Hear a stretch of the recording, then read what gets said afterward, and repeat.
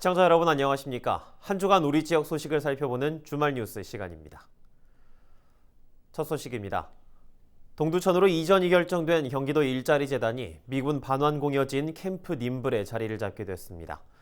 미군 반환공여지의 활용도를 높이고 국가 안보를 위해 희생한 동두천 시민을 위한 보상 차원인데 적잖은 경제 유발 효과도 기대됩니다. 김호 기자입니다. 경기도 일자리 재단이 동두천 미군 공여지인 캠프 님블로 이전합니다. 217억 원이 투입되는 일자리 재단은 10,000제곱미터 부지에 지하 1층, 지상 4층, 연면적 5,280제곱미터로 건립됩니다. 경기도 일자리 재단 이전으로 그동안 사용처를 찾지 못했던 미군 반환 공여지의 활용은 물론 국가 안보를 위해 희생한 동두천 시민들에게 특별한 보상이 될 것으로 경기도는 기대하고 있습니다. 경기 북부 주민들에 대한 특별한 희생에 대한 특별한 보상의 의미이며 또한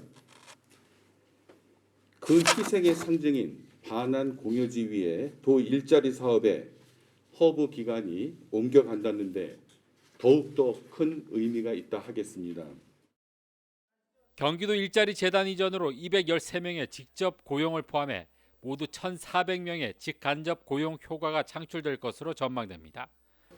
또 섬유산업 등 경기 북부의 특화 산업과의 연계를 통해 2천억 원의 생산 유발 효과가 발생하는 등 적잖은 지역 경제 활성화가 기대되고 있습니다. 지역 내 대학 그리고 지역 기업과의 다양한 협업을 위한 기반을 마련하게 될 것입니다. 협력적 거버넌스를 통해 동두천시를 비롯한 북부 지역의 산업과 연계한 일자리 정책 개발, 이를 통해 특화된 지역교육 설계 및 양질의 직업 알선과 정보 제공을 중점적으로 지원할 계획입니다. 경기도 공공기관을 맡게 된 동두천시는 직원들이 빠르게 정착할 수 있도록 전폭적인 지원을 펼칠 예정입니다. 특히 이전 기관 효과를 높이기 위해서는 거주 인구가 늘어야 하는 만큼 교육과 문화 등 정주 여건 개선을 통해 살기 좋은 도시 만들기에 나설 계획입니다. 경기도 일자리 재단이 조기에 이전하여 발전할 수 있도록 지원하고 동두천시에 정주하는 직원들이 빠르게 지역사회에 정착될 수 있도록 정주 여건 개선 등을 위한 행정적 모든 지원을 아낌없이 하겠습니다. 경기도 일자리 재단은 올해 안에 건축 설계와 인허가를 거쳐 부지 매입을 마치고 내년 3월 공사에 들어가 2023년 8월 준공한 뒤 연말까지 이전을 완료할 계획입니다. 헬로티비 뉴스 김호입니다. 일제강점기 시절 만들어진 부평 지하호. 일본의 군사시설일 것이라는 추측만 있었을 뿐 이를 증명할 근거가 부족했는데요. 최근 이를 증명할 일본군 자료가 나타났습니다. 전쟁 물자를 생산하는 주요 시설을 이곳 부평 지하호로 옮길 계획이었다고 합니다. 이재필 기자의 단독 보도입니다. 일제강점기 당시 일본군의 조병창이 자리했던 부평구. 1945년 3월 일본군에 의해 작성된 인천 육군 조병창 상황보고서입니다. 보고서 내 지도에는 소총 지하설비, 실포 지금 반지하시설 등 소총과 실포를 만들 지하시설의 위치가 표기되어 있습니다.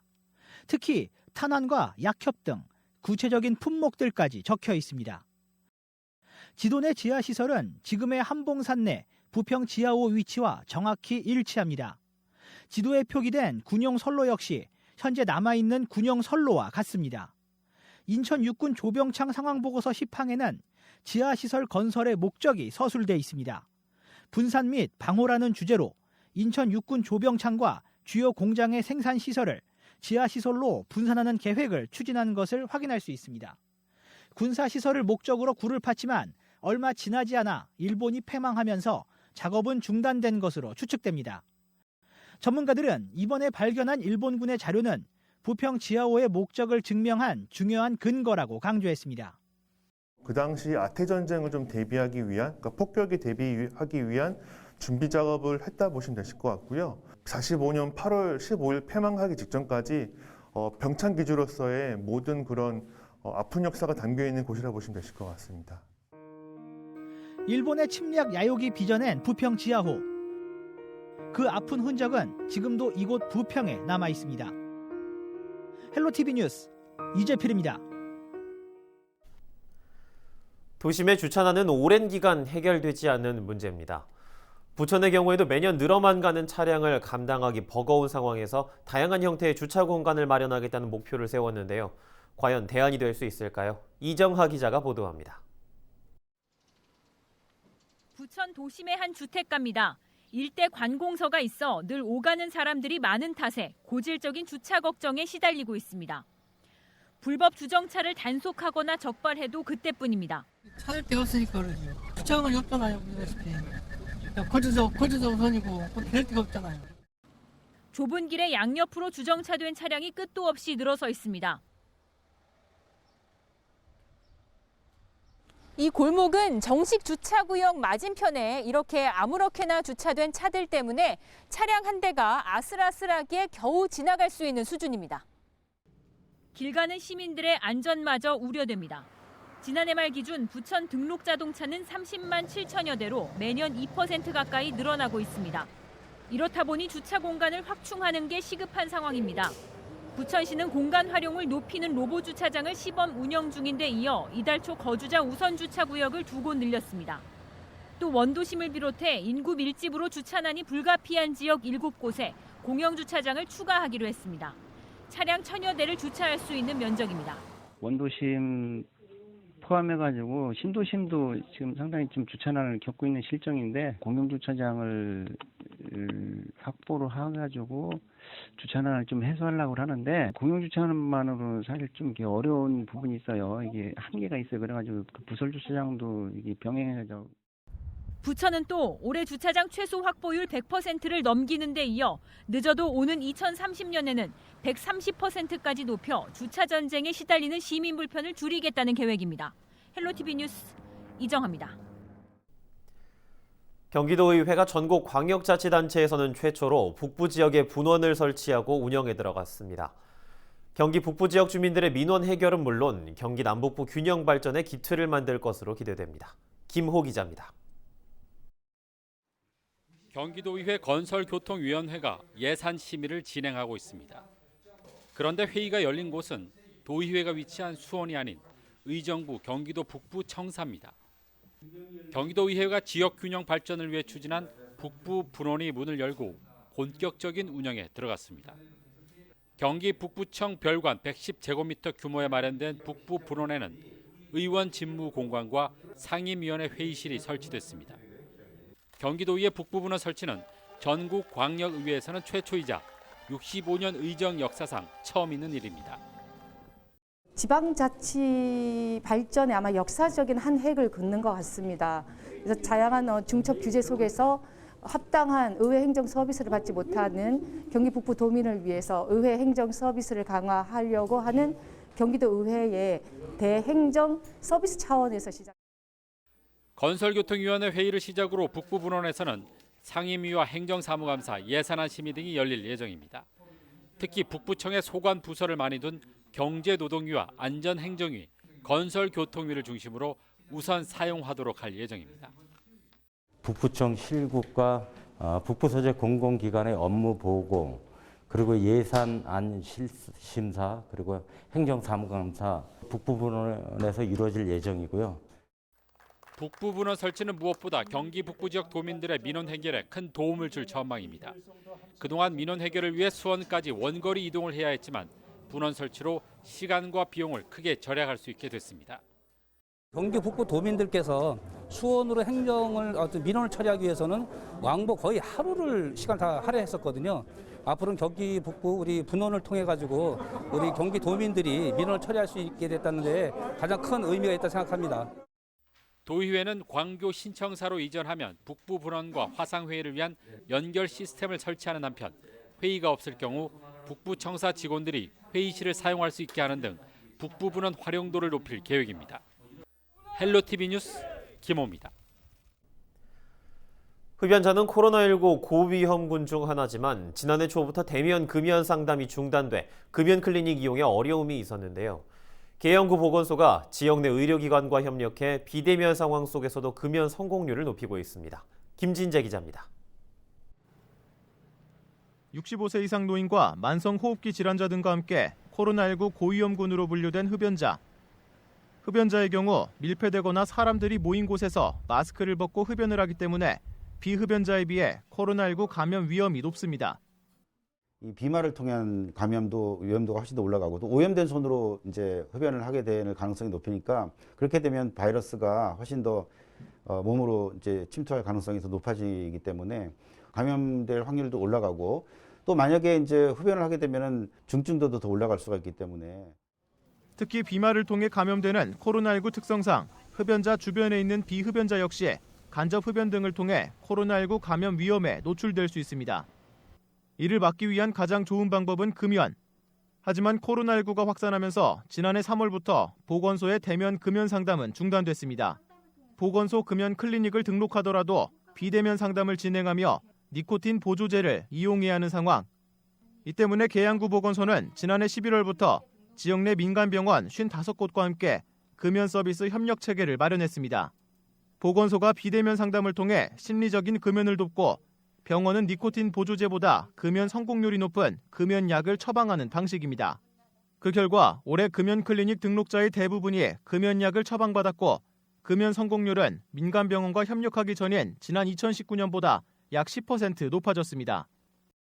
흡연자들을 위한 새로운 방안이 필요했고 현재는 보건소와 의료기관이 연계해서 금연약 처방과 상담을 협업하면서 그 서비스 만족도와 금연 성공률이 높아졌습니다.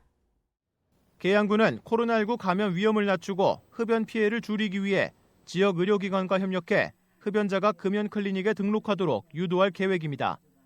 헬로티비 뉴스 김진재입니다. 경기도가 청정계곡 복원 사업을 진행했는데 지금은 어떤 모습일까요? 각종 쓰레기와 어지럽게 널려있던 평상들로 몸살을 앓던 포천 백운계곡. 어떻게 변했는지 카메라에 담아봤습니다. 김태희 기자의 보도입니다.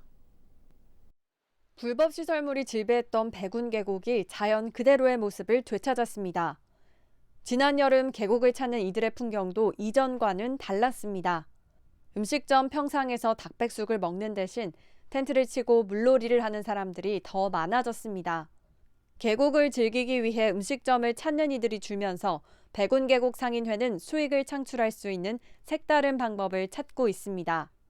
경기도 시장상권진흥원에서 빌린 푸드 트레일러에 더해 상인회에서 신메뉴를 개발해 도시락을 파는 방안도 고려 중입니다. 계곡을 찾는 젊은 층이 늘면서 간편하게 먹을 수 있는 음식들이 인기를 끌고 있기 때문입니다.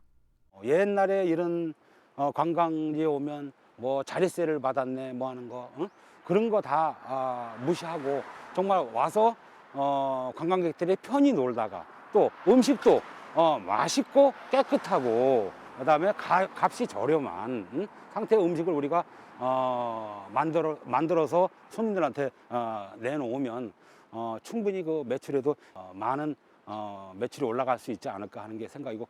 올해 경기도는 백운계곡 주변 산책로를 만들고 주차장과 데크광장 등 관광객들을 위한 편의시설을 설치할 예정입니다. 경기줄TV 김태희입니다. 경기도가 코로나19 이후 더욱 심화되고 있는 양극화 해소를 위해 분야별 격차 해소 전략을 수립했습니다. 크게 7가지 분야로 나눠 전략을 짰는데요. 어떤 정책 기조로 추진되는지 최지현 기자가 정리했습니다.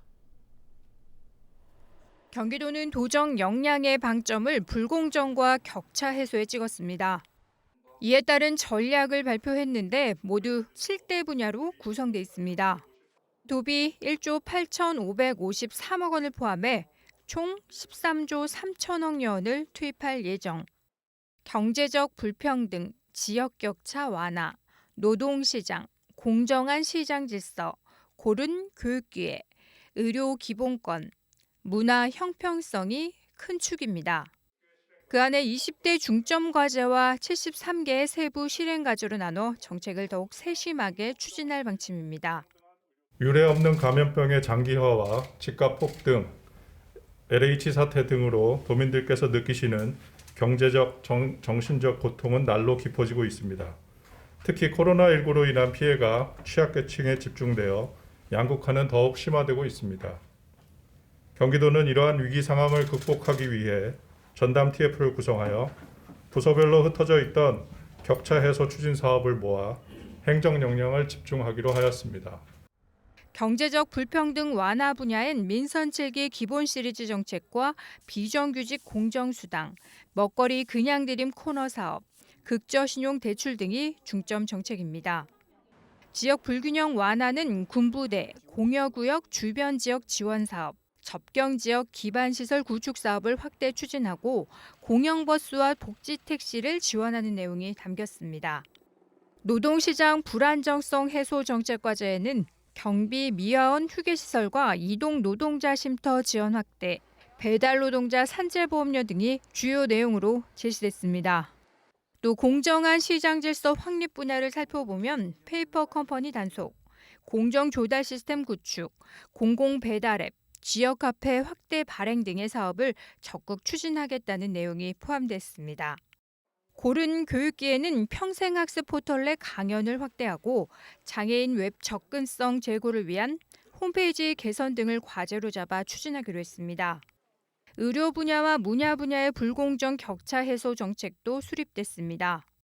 의료 기본권 확충을 위해서 공공산후조리원 설치 사업, 초등학생 치과 주치, 여성 청소년 기본 생리용품 지원 등 보편적 의료 기본권 사업을 확대할 계획을 세웠습니다.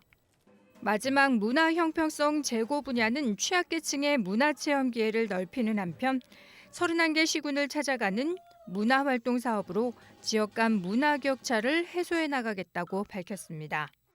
경기 GTV 최지연입니다.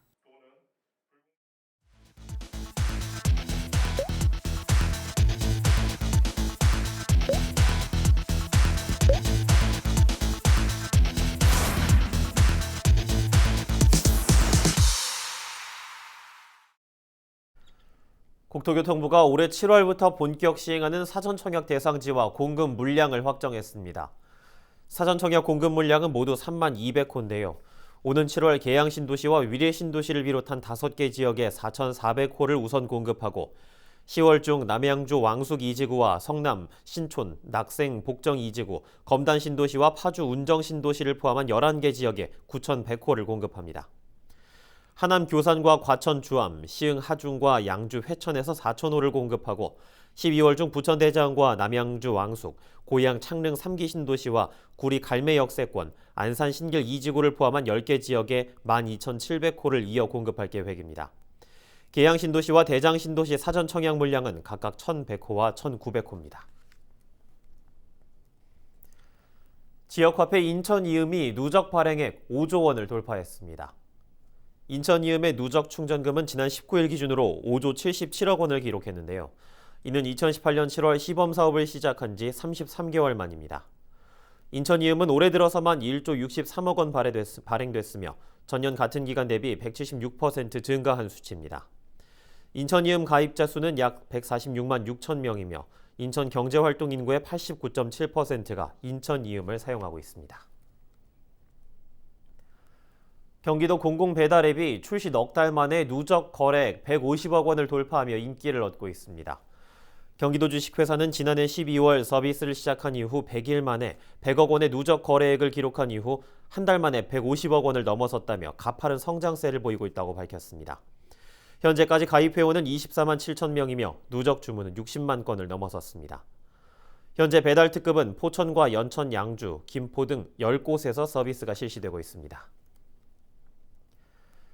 경기도가 지역 골목 사업 활성화를 위해 실시한 관광 테마 골목 육성 사업 공모에 의정부 부대찌개 골목이 선정됐습니다. 경기도 내 역사와 문화체험과 맛집 등 특색 있는 관광 자원을 보유한 골목을 대상으로 실시된 이번 공모에서 의정부 부대찌개 골목은 먹거리 체험과 연계한 테마 특화거리 분야에 선정됐습니다. 의정부시는 앞으로 부대찌개 골목에 부대찌개 요리를 체험할 수 있는 VR을 설치하고 관광 콘텐츠와 연계한 투어 코스 개발로 관광객 유치에 나설 계획입니다. 저희 헬로티비 주말 뉴스가 준비한 소식은 여기까지입니다. 지금까지 시청해주신 여러분 고맙습니다.